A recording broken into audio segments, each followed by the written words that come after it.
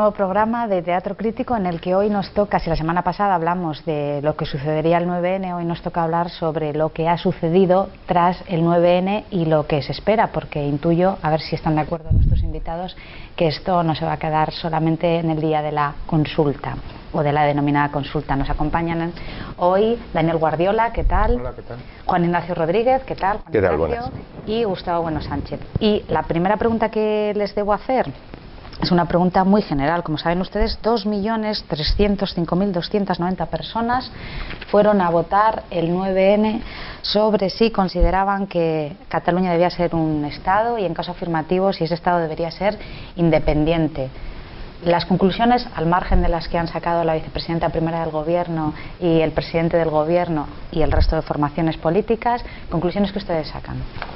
Hombre, yo pienso que en cualquier caso siempre se puede ver desde un cierto escepticismo lo que ha sido la consulta, porque en cualquier caso, bueno, no había censo, no cumplía ninguna de las cualidades que debe cumplir un teórico referéndum. Entonces hay que tener cierto cuidado con el número de votantes o con el número de participantes dentro del referéndum. En cualquier caso, sí que se puede ver, y ha sido, a mi juicio, el resucitar a un cadáver político como era Artur Mas.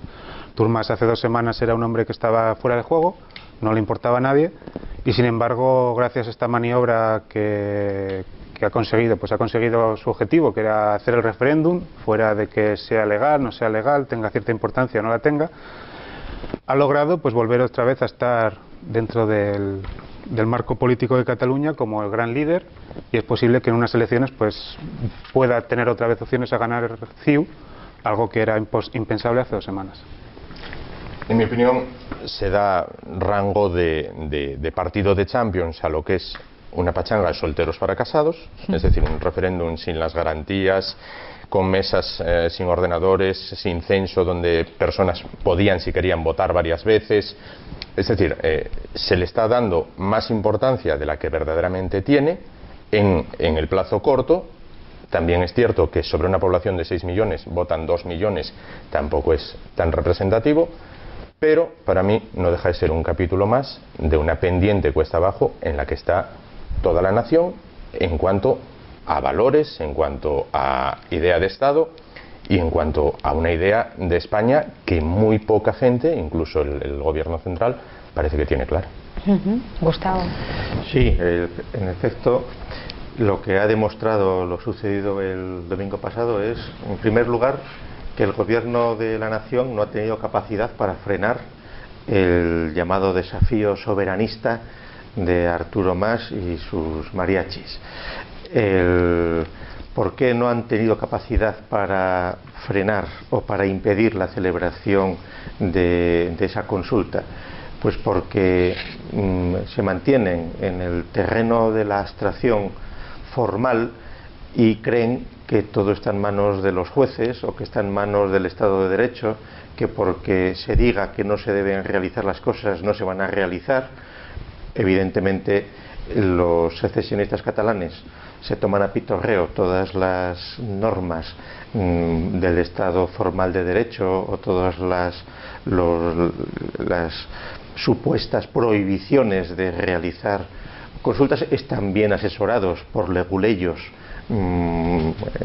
que están a favor de la secesión, y entonces lo que sucede es que, incumpliendo o no, y eso pues poco importa que dentro de unas semanas la Fiscalía, los jueces digan que se utilizaron locales públicos sin autorización, que se cometió prevaricación o no, ya habrán dejado escritos diciendo que lo hacían por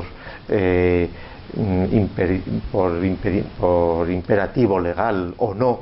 Es decir, todas las trampas jurídicas que se pueden hacer las están utilizando.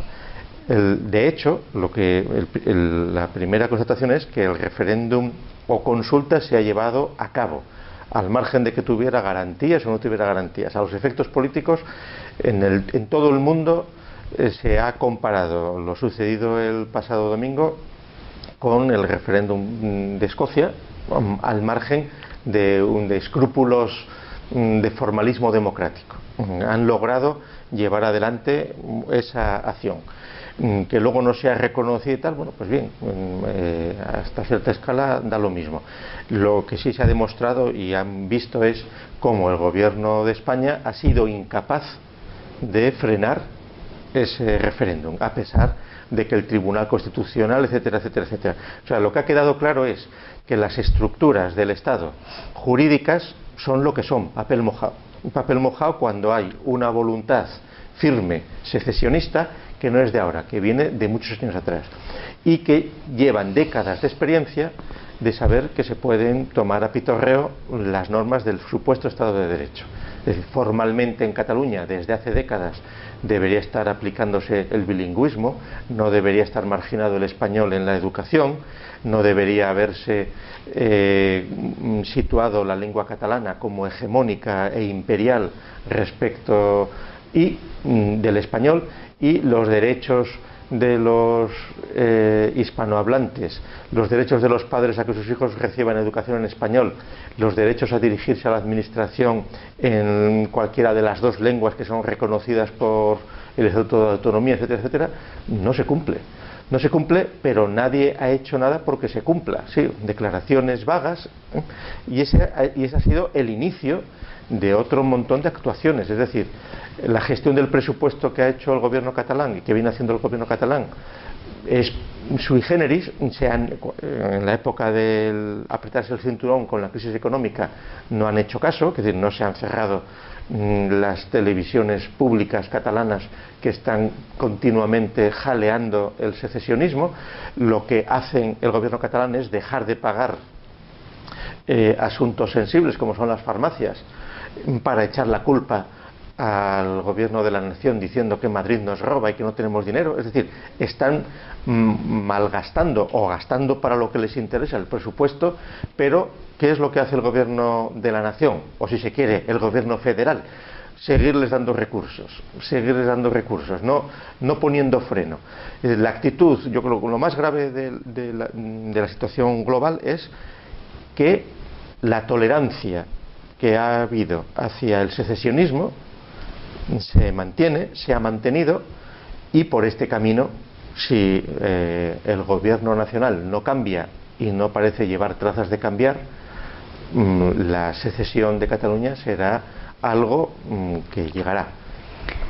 Gustavo, has puesto encima de la mesa muchos temas particulares que, si queréis, luego podemos entrar en ellos, pero de las palabras de las primeras intervenciones de los tres deduzco que podríamos llegar a una misma conclusión, que es que el gobierno de España, como marca, gobierno de España, es débil. ¿Están de acuerdo o no? Es totalmente débil, pero obedece a una sociedad totalmente débil. Es decir, en mi opinión, hay muy poca gente en España que se sienta orgullosa de ser española. Es decir, no se trata de españolizar Cataluña, sino de españolizar España. A mucha gente en la calle tú le preguntas, ¿y tú qué te parece que Cataluña se vaya? Que se vaya. Pero es que es el mismo tipo de gente que tú le dices, ¿y qué te parece que reclamen Ceuta y Melilla? Que lo lleven. Y Gibraltar, que lo tengan los ingleses. ¿Qué más da? Yo muchas veces me hago la pregunta, si mañana surgiera una asociación de estas que surgen como las setas, que dijera que los leones de la Alhambra son patrimonio de Marruecos porque lo construyeron los árabes, habría gente que diría, pues mira, sí, si vas a ver, puede ser que sí. Es decir, no hay una idea de que España como conjunto es una nación. Esto lo dice si eres un trasnochado, eres un ultra no sé qué, eres esto. No, hay muchos países que a mí verdaderamente me producen cierta envidia. Si viajas a Francia, en muchísimos edificios, calles, tienen la bandera de su país. Aquí, para ver una bandera de tu país tiene que ser un edificio oficial, si no, no la hay. O un partido de fútbol. O un partido de fútbol cuando ganaba, porque se vendieron muchas camisetas y tal, pero ahora como ya no gana, pues... Entonces, el problema es que ellos se quieren ir, como dice Gustavo, se acabarán yendo, pero ¿qué más da? Que se vayan, bien, bueno, y mañana los vascos, sí, también, bueno, total. Esa pregunta la planteábamos el jueves pasado. ¿Qué pasaría si el referéndum, porque mucha gente dice, bueno, si quieren preguntarle, que le pregunten a todos los españoles, que pregunten en todo el territorio nacional, porque también afecta al resto de España? Y planteábamos esa pregunta, yo les planteaba esa pregunta a los invitados, ¿y qué pasaría? ¿Ustedes qué creen que pasaría? Y llegaban a la conclusión a la que acabas de llegar tú, que probablemente la cosa saldría mal para España y bien para las aspiraciones de los secesionistas catalanes. Quiero hacer un inciso sobre la intervención de Daniel cuando habló de que esto es darle aire a un cadáver político como es Artur Mas. Sí, yo pienso que Artur Mas estaba arrinconado, no tenía opciones de salir, parecía que el referéndum no se iba a celebrar, parecía que el gobierno de España con Mariano Rajoy a la cabeza, con mayoría absoluta, todo el control del Senado y del Congreso, tenía todas las armas suficientes y necesarias para poder parar el referéndum y sin embargo una semana antes ya empezó a titubear, empezó a ceder a Artur Mas y llegó el sábado y parecía que se iba a celebrar y bueno, llegó el domingo y se celebró. Y de acuerdo con Gustavo que sí, más allá de que no es legal, es legal, la cosa es que políticamente se celebró, la gente quedó relativamente satisfecha y si se mete uno en la Asamblea Nacional por Cataluña, pues ves fotos de miles de países pues en el que se da cuenta de que se celebró el referéndum y en fin, que desde el punto de vista político pues fue un éxito para Artur Mas, sin lugar a dudas, Sin embargo, la consideración que tienen internamente, me refiero a Cataluña, de Artur Mas como líder político es casi divina, por utilizar una palabra que la que nos entendamos todos. Le tienen como un héroe catalán. Sí, es que vamos a ver, después de 40 años de autonomía efectiva y después de más de un siglo de preparación de todo el sentimiento catalán y la identidad catalana, etcétera, la dejación por parte del resto de España y de todos los partidos, porque aquí es responsable la ideología en conjunto fruto de la transición política. Lo que sucede es que la realidad es que unas élites catalanas empresariales que se han infiltrado en la política y que controlan los partidos y que generosamente se les podría calificar como piratas mediterráneos, que son la misma tradición de las bandas de piratas mediterráneos que se han hecho con el control político de la situación y que son pues la familia Millet, la familia Pujol, etcétera, etcétera. Claro, que son los que ya hace 50 años estaban danzando. Pues ellos han conseguido controlar empresarialmente y controlar políticamente Cataluña y implantar su ideología nacionalista, el catalán, etcétera, etcétera. Conviene recordar para que se vea la confusión de las cosas, pero también la continuidad y la coherencia. Se van a cumplir dentro de 15 días o de un mes 50 años de la celebración de un congreso que se llamó Coloquio Cataluña-Castilla. Este fue un congreso que se organizó en casa de Félix Millet hace 50 años, en el 64. Félix Millet, el padre del Félix Millet, implicado en el escándalo del mismo nombre. En el escándalo del Liceu de Barcelona, etcétera, etcétera. Este Millet del 64 había fundado en el 61, cofundador de Òmnium Cultural. Òmnium Cultural es la institución que ha estado detrás en buena medida del referéndum del otro día, que es una de las instituciones principales que va pastoreando el camino a la independencia. Bueno, esa reunión del año 64, ¿quién la organizó? La organizó el Congreso por la Libertad de la Cultura. Fue una reunión financiada por la CIA. Era un coloquio para que dialogaran catalanes y castellanos, fíjense ya la maldad de la convocatoria, para que dialogaran sobre el futuro de Cataluña. Esa reunión, organizada desde Madrid, luego, claro, fue un fracaso desde el punto de vista de los participantes de Madrid, porque nadie quiso ir a aquella encerrona, y en realidad quienes fueron los agentes ideólogos más cercanos a los intereses norteamericanos.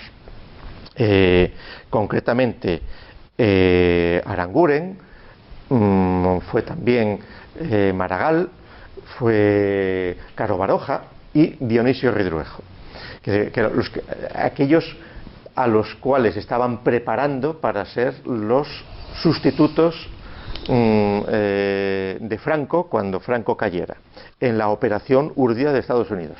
En ese sentido, a los norteamericanos les interesaba potenciar la fragmentación de España. A los americanos y a la Iglesia Católica también le interesaba lo mismo. ¿Por qué? Porque en plena Guerra Fría tenían miedo de una España que se decantara hacia el comunismo, y entonces el modo era fragmentar en las partes que estaban reivindicando posiciones retrógradas, particulares, conservadoras, que sabían que no iban nunca a llegar a una afinidad internacionalista prosoviética. En aquella reunión estaba todo claro. Esa reunión ha pasado prácticamente desapercibida. En el proyecto Filosofía en Español hemos publicado hace unos meses las actas de esa reunión del 64, de los coloquios Cataluña-España, y ahí se ve cómo estaba ya, como dirán después, la hoja de ruta totalmente marcada.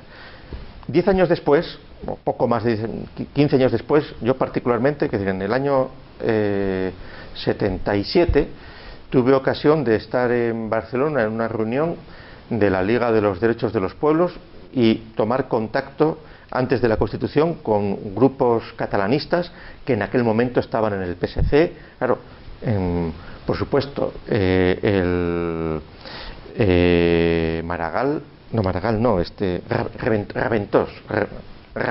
Raventós, alias Reventós, que era un agente de los intereses del Congreso Proletario de la Cultura, auspiciado por Estados Unidos, hijo del historiador Raventós, que cambia su nombre por Reventós para catalanizarse más, y que fue el fundador de Convergencia Socialista Catalana, que luego hizo el PSC, el Partido Socialista de Cataluña, que fue la marca. O sea, no es el PSOE en Cataluña, era un partido que el PSOE nunca se llegó a reconstituir en Cataluña, se reconstituyó de la marca del partido de Reventós, que luego sí, aliado con el PSOE, etcétera, etcétera, pero que por eso es un partido independiente, porque el PSOE que se creó hace 40 años en Suresnes poco tenía que ver con el PSOE histórico de Pablo Iglesias I. Es decir, en ese proceso de reinvención del PSOE, los catalanes ya fueron por su cuenta y auspiciados por esta gente. Bueno, pues ahí se ve clarísimamente cómo la urdimbre que estaba Millet, porque se reunieron en su casa, Millet socio de Banca Catalana de los Pujol, que es 50 años después, los hijos y los nietos de estos son los que están queriendo mantener ese negocio de piratas que controla la política del protoestado catalán.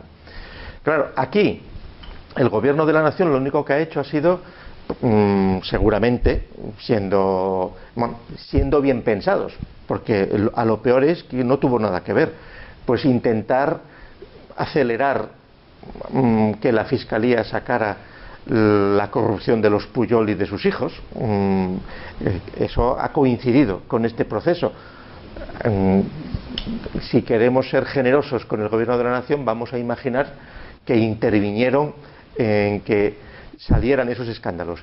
Ingenuamente igual no, igual fue solo el Poder Judicial por su cuenta, no sé qué es peor, pero creyendo ingenuamente que poniendo sobre el tapete la situación de corrupción que hay en Cataluña, eso iba a desanimar a los catalanes. No, da lo mismo, la corrupción es total, es decir, la ciudadanía resiste la corrupción, y sobre todo si es una corrupción suya, y si además saben todos ellos que si Pujol robó y sus hijos tienen un patrimonio inmenso, no es por ellos, porque ellos son unos esforzados del Estado catalán. Ellos tienen esos recursos para poder llevar adelante lo que les niega España, y a Cataluña le roba a España, pero los Pujol no roban a Cataluña. Los Pujol es la casta independentista que garantizará el Estado catalán. Entonces eso se tolera todo, con lo cual son estrategias erróneas por parte del poder central creer que eso va a espantar a los catalanes. Son una secta de cientos de miles de personas que están obsesionados y que están educados desde pequeñitos en la independencia. Eso es muy difícil dar marcha atrás. Y el único modo de dar marcha atrás a eso tendría que ser, como bien decía Juan, que hubiera una oposición firme por parte del resto de España en términos nacionales, que no existe. Que no existe porque los primeros que no son conscientes de que una nación política solo se puede mantener si tiene no solo el símbolo de la bandera, sino fundamentalmente la lengua. Una nación se mantiene unida si todos los españoles pueden hablar español en todas las partes de España. Y si no, se ha tolerado desde décadas que en Cataluña, en el País Vasco o en Galicia, por ejemplo, sea prioritario conocer la lengua vernácula para ser funcionario. Dicho de otra manera, que un funcionario español que no domine el catalán no puede ir a Cataluña. Desde ese momento ya se ha producido la ruptura de la nación. Es decir, que Cataluña deje de formar parte de España no importa grandemente. Dicho de otra manera, si los catalanes quieren seguir perteneciendo a España, porque a ellos les interese, y eso es lo que tendría que hacer la nación, tendría que decir, no un ridículo como lo que publica el ABC el domingo. El diario monárquico ABC es el ejemplo del ridículo más espantoso. Un artículo donde dice 10 razones por las que España necesita a Cataluña, y empiezan a decir tonterías como que España necesita la ciencia catalana, pero bueno, que España, ya el titular, 10 razones por las que España necesita a Cataluña. Pero vamos a ver, ¿España y Cataluña son magnitudes distintas? No, Cataluña es una parte de España. Luego en el texto sí que hablan del resto de España, pero simplemente, a pesar de que digan el resto de España, que hablen de la ciencia catalana, pero qué tontería es la ciencia catalana. ¿Qué tontería es la ciencia catalana y que el resto de España necesita la ciencia catalana o que necesita a los 15 millones de turistas que van a Cataluña? ¿Quién ha dicho que necesitemos eso? Es al revés. El argumento tiene que ser totalmente contrario. Razones por las cuales a los catalanes les interesaría no abandonar España. Y no basta que se diga, como se ha dicho hasta la saciedad, que quedarán fuera de la Unión Europea. Pues menudo miedo. Todo el mundo sabe que al cabo de 6 meses volverían a entrar a la Unión Europea. Entonces, como no existe una defensa firme de los intereses de la nación española y como evidentemente la única razón potente que podría interesar al resto de España que Cataluña estuviera allí, es decir, que hubiera circulación de trabajadores, circulación de funcionarios, facilidad de comunicación de los españoles en cualquier lugar de España. Como eso no se produce desde hace muchas décadas, la secesión virtual de Cataluña ya se ha producido. Que se produzca desde el punto de vista jurídico-legal es una magnitud menor, que seguramente al resto de España le interesaría que se produjese cuanto antes, porque el estar en el resto de España preocupados por la secesión de Cataluña obliga a unas concesiones y a unas deferencias que son perjudiciales para el resto de España. Sobre eso quería preguntarles ahora, sobre si el asunto de la secesión catalana ocupa tanto al gobierno de la nación y al resto de los españoles que perdemos o pierden el norte con respecto a otros temas muchísimo más preocupantes e interesantes para España ahora. Totalmente, en mi opinión, totalmente, pero en mi opinión los medios de comunicación nacionales han jugado un flaco favor porque cada frase, cada gesto, cada cosa que se hacía en Cataluña era titular de periódico. No le des tantísima importancia a lo que hagan cuatro como decía bien Gustavo, 4 que llevan gobernando ellos, sus padres, sus abuelos, sus tatarabuelos, toda la vida. No darle cualquier cosa que ocurriera en Cataluña era titular y a continuación respuesta. No, esa respuesta tampoco, ignora ese tema. Cuando al nacionalismo, sea del signo que sea, se le da una correa muy larga, luego es muy difícil atarlo. Te puede servir puntualmente, como sirvió a gobiernos populares y socialistas para gobernar la nación, apoyos puntuales, pero ¿a cambio de qué? Aquellos polvos ahora traen estos lodos. Es decir, se le dio una cadena tan larga que ahora es muy difícil atar a lo que resultó de ahí.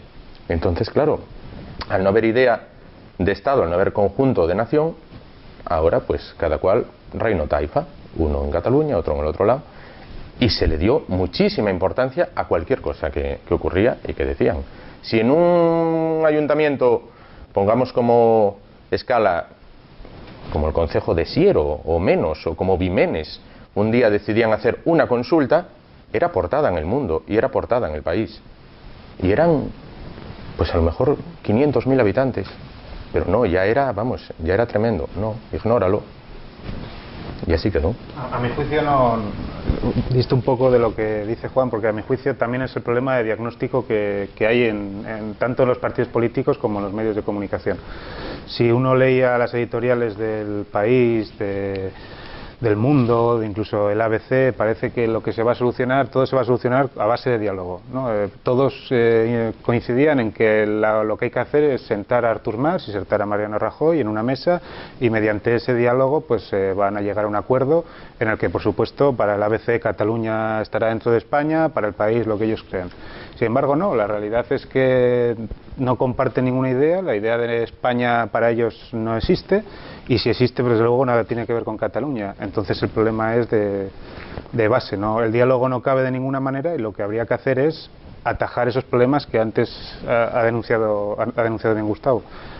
Desde la propia Constitución de 1978 hasta ahora, pues se ha ido desmembrando España. España ha ido partiéndose en distintas autonomías en las que si estudias en La Rioja, yo he estudiado en La Rioja, en el País Vasco, en Extremadura y en Asturias. En los sitios, en todos estos sitios, había distintas historias, en el instituto se enseñaba distintas historias. Primero en Extremadura, historia de Extremadura, la historia de España no importa, yo corto aquí en la historia de este pueblo. En Asturias 3/4 de lo mismo, y en La Rioja igual. Entonces, claro, ¿qué idea de España vas a formar cuando ni siquiera desde la educación pública, que debe ser una educación nacional, se fomenta una idea mínima de nación española? Ese es la verdadera realidad fruto de la transición y de la Constitución del 78, en un proceso totalmente fruto de la Guerra Fría, y que aquí tragaron todos los partidos, con la connivencia fundamentalmente de los nacionalismos preexistentes, movidos por los sectores más reaccionarios de la Iglesia, que ya desde el final del 19 y principios del 20 era el único modo que veían de mantenerse en el carlismo y en el antiguo régimen frente a los aires liberales. En el momento de la transición, en la Constitución, aquí todo el mundo se creyó el Estado de las Autonomías.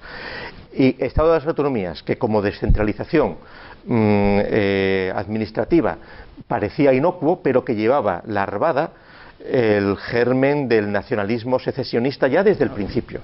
Yo antes iba a decir que yo en Barcelona, en el año 77, hablando con unos catalanes, yo ya les llevé al límite la situación, y ellos ya me reconocieron sin ningún rubor que su objetivo era la secesión y la independencia. Eso ha tardado casi 40 años en verbalizarse. Hasta hace 5 años no hablaban de independencia, salvo unos extremistas. Sí, siempre se hablaba de la autonomía avanzada, etcétera, etcétera. ¿Y ahí quiénes son responsables? Ahí son responsables la estupidez política de los partidos nacionales que han favorecido todo esto, y particularmente del PP y del PSOE, que han sido cómplices totales. El PSOE con el mantra del federalismo. Son estúpidos políticamente, no saben lo que están diciendo. Es decir, y son cosas tan sencillas como que una federación solo se puede producir si hay estados previos soberanos que deciden abandonar su soberanía y federarse. Claro, en la consulta del domingo pasado, Cataluña lo primero que preguntaba es: ¿cree usted que Cataluña debe ser un Estado? Hombre, no, un Estado no pregunta si eres un Estado, ¿lo eres o no lo eres? ¿Eres soberano o no lo eres? Es decir, Cataluña no tiene un ejército propio y ni puede defender sus fronteras. Hoy día dirán, no hace falta, porque si se proclama la independencia, que lo pueden hacer, y que seguramente por eso el miedo del gobierno nacional de tomar otras decisiones que podrían ser más radicales, aplicar la Constitución, anular el Estatuto de Autonomía, tomar las riendas sobre el control de Cataluña, etcétera, etcétera, pues ahí siempre temen que salgan a la calle 1 millón de personas que pueden salir y que proclamen el Estado catalán y que inmediatamente lo reconozca Uruguay y Finlandia, por decir algo, y entonces a partir de ahí ya a la alegría, y luego lo reconoce Bosnia y Herzegovina, y ya está la nación catalana funcionando como un Estado. Pero cuando hemos intentado algunos defender la idea de España, de la defensa de la nación española, yo en Asturias me he encontrado con lo siguiente. Hace unos años publicamos un libro que yo era cofirmante, que se titula En defensa de España. Cuando yo le voy a regalar un ejemplar de ese libro a un alto cargo del Partido Popular en Asturias, esta persona, imbécil político, lo único que se le ocurre decirme es: hombre, esto está muy bien, pero a ver cuándo escribís un libro que se llame En defensa de Asturias. Es decir, no nos vas a decir el nombre, ¿no? Supongo. No hace falta decir el nombre. Decir, pero imbéciles políticos como ese los hay abundantemente y son los que están dirigiendo los partidos políticos. Entonces, el PSOE se cree lo del federalismo. El PP y todos los demás se creen rótulos como nación de naciones, que son absurdos, o como el rey acaba de repetir con gran contento de todos los medios de comunicación, la unidad en la diversidad y tonterías así. Eso son estupideces. Es decir, una nación solo se mantiene unida, un Estado nacional, una nación política solo se mantiene unida si tiene unos mínimos de elementos que garanticen su unidad y la igualdad de todos los ciudadanos, cosa que no se da en España. Que no se da en España y que no se daba ya durante el franquismo.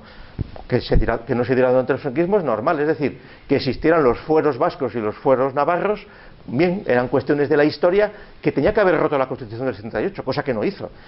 Una reforma constitucional que habría que hacer tendría que ir hacia eliminar los fueros medievales que se mantienen sobre algunas autonomías y tendría que ir a lograr la unidad de todos los españoles, la igualdad de los españoles ante la ley, que no se produce.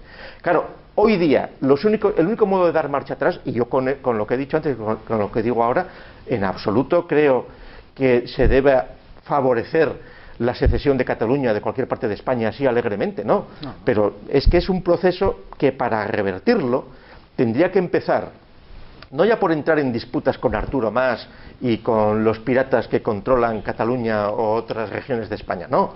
Lo que habría que empezar es por aplicar las normas legales que ya el Tribunal Constitucional ha dicho hace décadas que deben aplicarse, que es que no haya discriminación lingüística, etcétera, etcétera, que los funcionarios se puedan mover, pero eso ya no se produce. No. Llevamos décadas tolerando que eso no se produzca, con lo cual es muy difícil ahora dar marcha atrás. Y por eso el Partido Popular, que tiene mayoría absoluta, etcétera, está atado de pies y manos, porque ni ellos mismos se creen el discurso que están haciendo, porque los principales enemigos de España en Valencia, en la Comunidad Valenciana y en Galicia ha sido el PP. Es decir, la situación del español en Galicia hoy día no es mejor que la situación del español en Cataluña, y ahí es el PP el que lo está llevando. Fue Fraga Iribarne. ¿Por qué? Porque eran tan imbéciles políticos que pensaban que perfectamente era armonizable el español con las lenguas autóctonas convertidas en señas de identidad.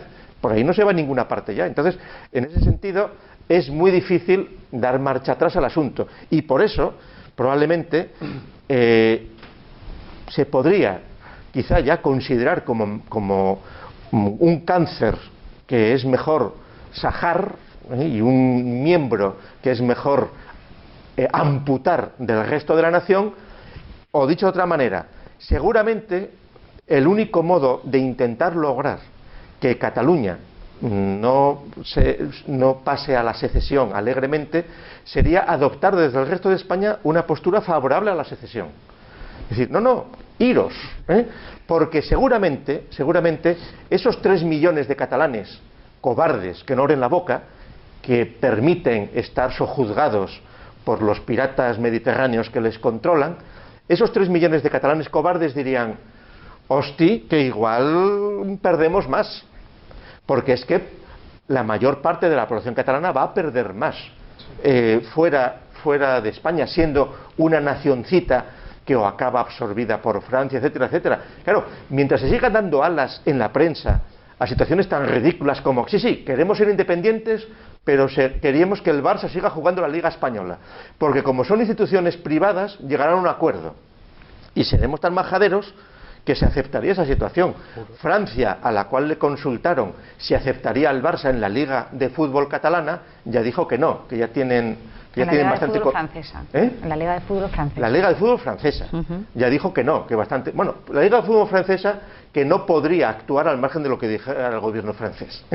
Ella dijo, no, que ya tenemos bastante con Mónaco, que por lo visto juega en la Liga francesa. Es decir, dejarnos de chorradas. Claro, ¿qué es la identidad catalana sin el Barça? Pues Puyol y el Palau, y la Sardana, unas estupideces sublimes. Ahora, ¿cómo hacer reaccionar al resto de los catalanes no corruptos? Es muy difícil porque cada vez quedan menos, porque hay otro asunto que no hay que olvidar, es decir, según el Instituto Nacional de Estadística, hoy en Cataluña hay 500.000 de musulmanes. Según el Instituto Nacional de Estadística, claro, español, en 2030 habrá 1 millón de musulmanes. Claro, si ya los nacionalistas catalanes hace 2 años se preocupaban porque decían, uy, que nacen más Mohamed que Jordis en Cataluña, claro, se lo han ganado a pulso.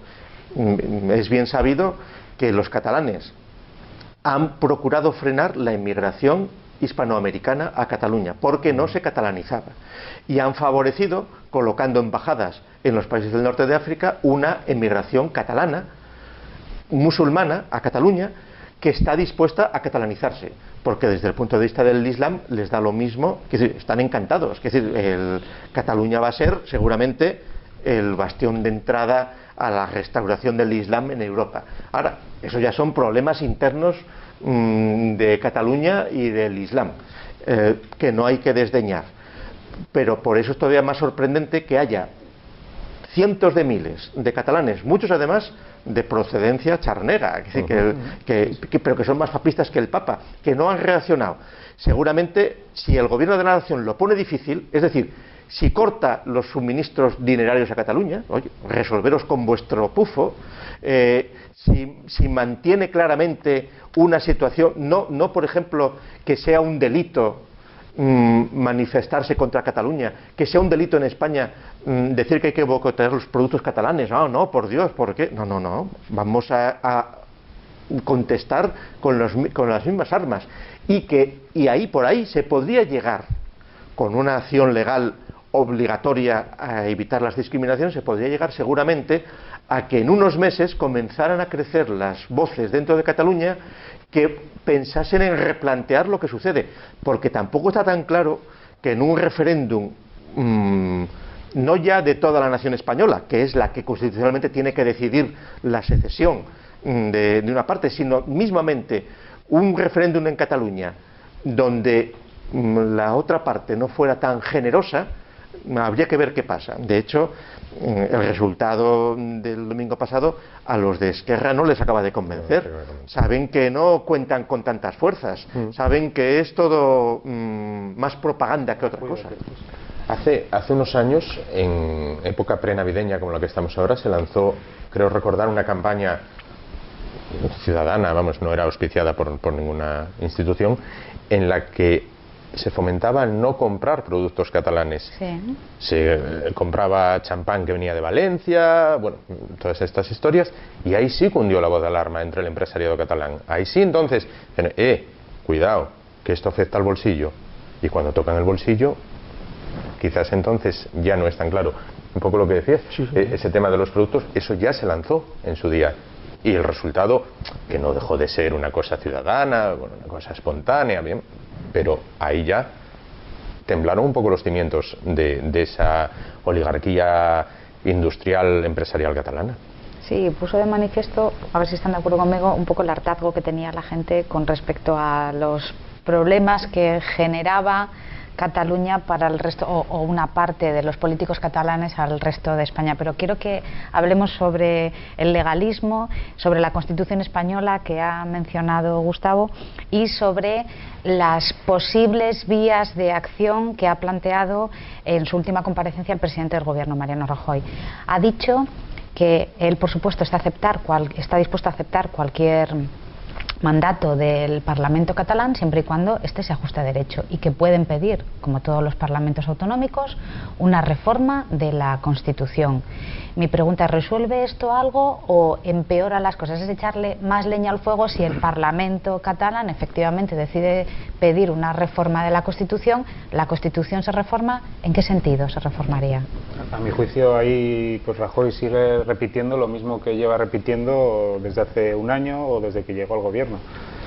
El problema principal del asunto, y también distinguiendo, yo no pienso que sea necesario atacar a los productos catalanes. No, yo tampoco, como método de... No, de presión. A mi juicio el problema es la casta política que nos lleva gobernando desde el 78 hasta hoy. Es decir, si tú tienes un problema y para solucionarlo pones a un majadero o a una serie de majaderos que se creen ideas como nación de naciones, se creen el federalismo a pies juntillas, y que no hay ni un poco de criticismo dentro de la casta política, que además no tienen ninguna intención de cambiar, por lo que parece, porque te quitan a Rubalcaba y te ponen a Pedro Sánchez hablando catalán en Toledo, que ya es lo más humillante que se ha visto en la historia de la democracia.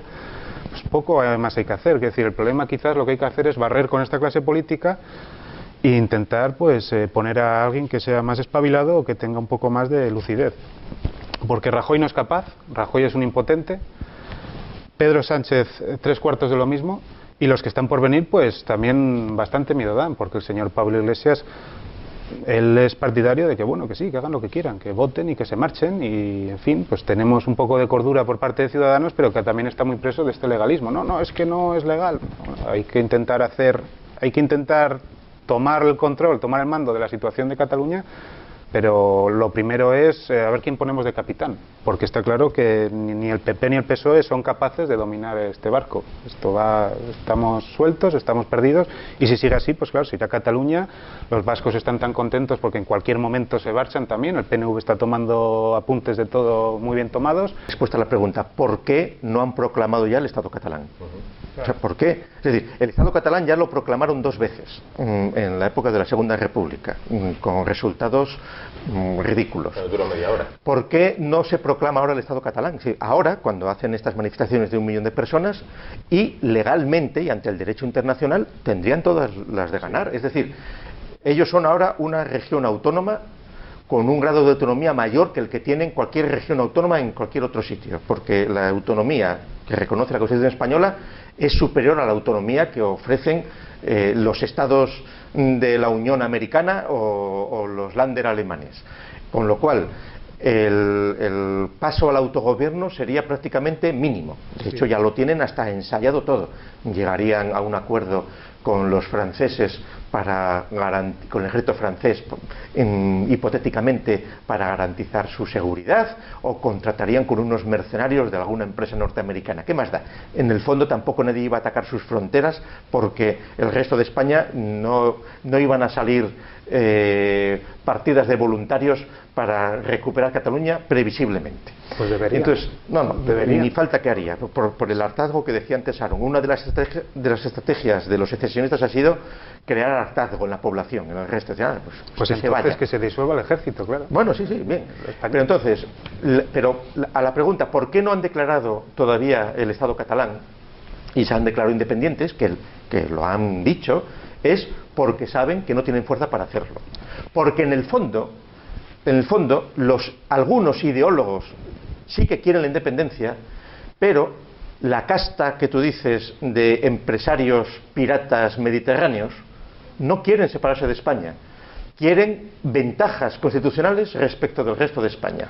Quieren lo que aquí otro débil mental socialista que circuló por Asturias repetía como un mantra: el federalismo asimétrico. No, vamos a ver, es que es el colmo. Es decir, pasemos porque lleguemos a una afición federal. Es decir, se reúnen las Cortes y dicen, vale, vamos a reconocer ahora que las 17 autonomías son estados. Y al minuto siguiente lo votan, y al minuto siguiente dicen, y ahora nos federamos. Ese sería el paso lógico. Primero nos hacemos 17 estados independientes y al minuto siguiente nos federamos. Vale, eso jurídicamente sería un estado federal en su constitución. Hoy por hoy eso no se puede hacer, no se haría. Bien, aunque se hiciera. Ahora, pero esa federación tendría que ser simétrica. O sea, en la guerra de secesión en Estados Unidos, o quién va a decirles en Estados Unidos que los derechos de un norteamericano de Arkansas son distintos que los de California, ¿no?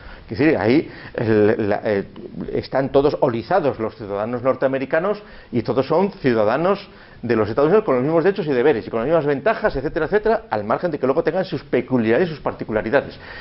Quienes ya plantean un Estado asimétrico, que son los catalanes, y que además son los mismos que de vez en cuando largan, en términos europeístas, la idea de llegar a la Unión Ibérica, unir a Portugal con España, que eso es otro rollo de los ideólogos catalanes, donde además la capital debería estar en Lisboa, claro, porque en el fondo es un patetismo de enfermos que odian a España, que odian a Madrid, que odian el centralismo, que se han creído la leyenda negra, que se han creído sus cuentos, vale, pues es un asunto ya de enfermos, pero eso ya es de cuestiones de psiquiatra.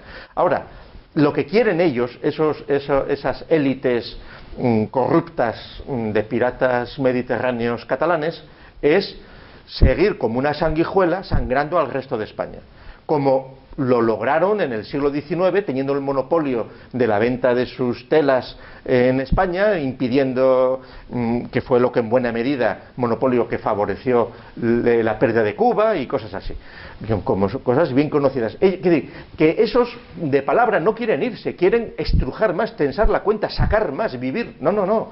Frente a esos, y los hay que se lo creen, lo que hay que hacer es decir, no, tomar viento, que os vaya bonito. Entonces, contra lo que decían los tontos del ABC, que pierde el resto de España unos científicos, unos artistas, la butifarra, la sardana y unos científicos, hombre, por Dios, qué risa nos da, ¿eh? ¿Por qué? Porque la realidad es que cuando esos piratas comerciantes van a vender a América no hablan catalán, hablan español, y saben que su mercado principal es España e Hispanoamérica. Y entonces estamos ante un caso de una élite que quiere unos privilegios en una de las regiones más ricas de España, ya no la más rica, porque gracias a estos 40 años de secesionismo el gran beneficiario ha sido Madrid, a pesar de todas las concesiones que el Estado ha hecho de poner sedes de empresas públicas en Cataluña, de mimarles, etcétera, etcétera, claro, e incluso pues de llevar a Urdangarín y a la Infanta a vivir a Cataluña, donde pues en un entorno corrupto pues se corrompieron también, como ha sucedido. Claro, la situación... Presuntamente, todo presuntamente, por supuesto. Todo lo que se diga aquí es presuntamente, ¿eh? Y siempre dispuestos a reconocer nuestros errores cuando la ley nos lo diga, ¿eh? Pero la situación es muy trágica, pero no tanto. No tanto si hubiera una política firme nacional de negar cualquier posibilidad de federalismo asimétrico y de favorecer que no haya españoles distintos ante la ley. Es decir, que los funcionarios ganen lo mismo en Cataluña que en el País Vasco, que en Andalucía, que en Extremadura, que un profesor de instituto pueda ir a Cataluña a dar clases en español sin tener que tener el nivel A, B, C, D, E de catalán y cosas parecidas. Situación que hoy no se produce. ¿Cómo se revierte esa situación? Porque la realidad a la que se ha llegado, a poco que uno tenga un mínimo de vida social y hable con otras personas, es a la situación de no, en Asturias, en Madrid, en otras provincias. No. Yo lo que quiero es lo que hacen en Cataluña y el trabajo de Asturias para los asturianos. ¿Cómo se revierte esa situación? Porque ahora ya es muy complicado. Se revertiría, yo creo, con un partido en el gobierno fuerte, con una oposición leal, es decir, un partido como el Popular, que gobierna con mayoría absoluta y se está arrastrando por las instituciones, no es concebible para ninguna persona. Un partido socialista, grupo mayoritario en la oposición, que en decadencia, por captar un puñado de votos, se vende al mejor postor, tampoco es normal. Es decir, en mi opinión, se resolvería con un Estado central fuerte, donde el gobierno estuviera apoyado lealmente por la oposición y el gobierno gobernase, que para eso se le eligió, y si no, habrá que apelar a una divina providencia que, como decía Bismarck que algo de Estado sabía, España es el país más fuerte del mundo, lleva 300 años tratando de destruirse y no lo logra. Y algo de Estado debía saber Bismarck cuando dijo eso. Entonces, lleva 300 años tratando de destruirse a sí mismo y no lo consigue. Y entonces, bueno, ahora debemos ir ya murió hace unos años este señor, entonces ya deberemos ir por cerca de 400 y pico años, ya, bueno, pues llegará un momento en que lograremos. En que lo conseguiremos. Sí, sí, tanto fue el cántaro a la fuente. Ya. Pues a mi juicio, respondiendo a tu pregunta, realmente es difícil. O sea, pues como bien dices, los asturianos, el trabajo de los asturianos para los asturianos, el de los cántabros para los cántabros, y realmente lo que se puede, la única opción posible que yo veo es intentar potenciar la idea de nación española, volviendo a traer la educación, por ejemplo, que no sea a cargo de las autonomías, y simplemente con eso pienso que con un proceso muy largo, que debería ser muy largo porque llevamos 40 años con esta educación de broma, con esta educación distinta en Asturias que en Cantabria, que ya me dirás qué diferencia habrá entre uno de Torrelavega y uno de Llanes, pero es una historia completamente distinta. Desde ahí, y con mucha paciencia y con desde luego un gobierno más capaz y más espabilado de los que hemos tenido en estos últimos años, pienso que se podría solucionar un poco el problema, pero desde luego es una tarea difícil. Sí, el gobierno, en lugar de entretenerse en cuestiones estúpidas de marketing, hablando de la marca España, como si España fuera una marca, lo que tendría que hacer era recuperar las competencias de educación y comenzar un proceso de reeducación nacional. Así de sencillo, y de respeto a la lengua española en todas las comunidades autónomas, al margen de los particularismos y de los bilingüismos, pero no la situación que se mantiene. Y eso hoy por hoy es muy difícil de conseguir, porque eso lo propugnan solo partidos muy minoritarios. Partidos muy minoritarios. Los partidos nacionales están perdidos. También es verdad que el descalabro previsible de los partidos nacionales es grande. Y en este contexto, antes Daniel habló de la casta varias veces, quien se mantiene en un silencio prudencial es Podemos. Si Podemos tuviera un ápice de lucidez y dejara de andarse por las ramas en el asunto de la cuestión nacional y adoptase posiciones verdaderamente revolucionarias de izquierdas, internacionalistas, debería racionalmente cortar con los vestigios del carlismo y del pretérito y del antiguo régimen, que es lo que propugnan los nacionalistas catalanes, etcétera, etcétera. Dicho de otra manera, si Podemos adoptara la consigna de la unidad de España, del replanteamiento del Estado de las Autonomías, etcétera, etcétera, barría en las próximas elecciones. Por ahora se mantienen en una situación de prudente indefinición y de respeto democrático. Claro, aquí el cáncer de la ideología democrática, del fundamentalismo democrático, es total. El derecho a decidir, pues eso es una locura, pero de eso ya hemos hablado muchas veces.